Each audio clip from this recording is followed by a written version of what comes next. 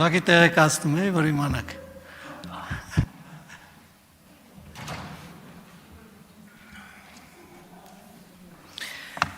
Շատ հետաքրքիր պատասխաններ էին։ Երբ կարդում ենք ծրագիրը, ասում ենք, տեսեք, սա գրած է Շուշի հադրութի դեօկուպացիա, այս խոսքն եք տվել։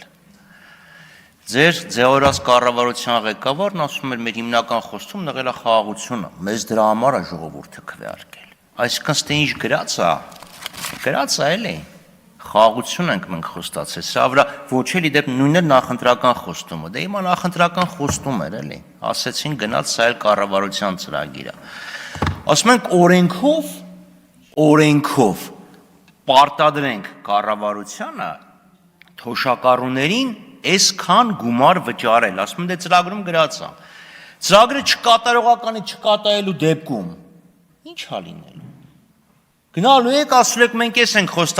խոստացել, խաղաղություն ենք խոստացել, դա համար հիմա ամեն զիջումների գնում եք, որ մի հատ թղթի կտոր այսպես մուրակ, որի վրա գրված լինի խաղաղություն, հետո ասեք, տեսեք ժողով, խաղաղություն ենք բերել, ասում ենք 24 թիվը խաղաղություն ա եղել, կրակոցները քիչ են եղել, ինչ ուզել են տվել եք, ինչի՞ց ուտեղ ուժով այդ ամեն ինչը փոկեն։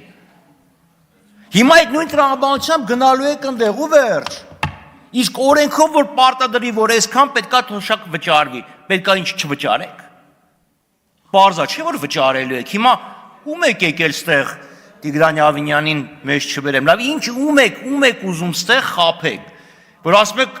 կառավարության ծրագրում գրված է։ Հա ծրագրում գրված է արեք, բայց չեք անում։ Իսկ օրենքը չանելու իրավունք չունեք։ Ասում է ով ասեց։ Եկեք բացեմ օրինակ կարդամ, այս ինչա։ Պետական բյուջեի պակասորտի ֆինանսավորումը ավելի մեծ չափով ապավել դրամով փոխառությունների հաշվին։ Մի քանի օր առաջ 750 միլիոնի պարտատոմս եք թողարկի, դոլարի արել եք, չեք արել։ Շարունակենք էլի։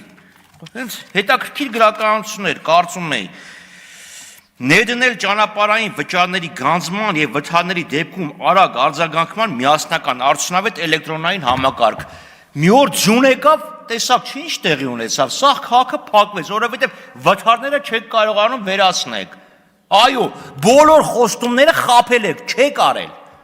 Բոլոր, լավ 90%-ը համադրելի բոլորին։